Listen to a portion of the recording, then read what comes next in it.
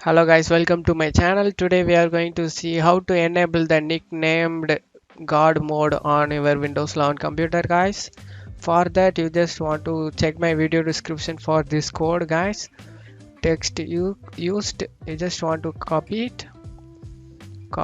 After that just want to on desktop you just want to right click on the blank area and go to new and folder, and you just want to name this folder as the code used in my video.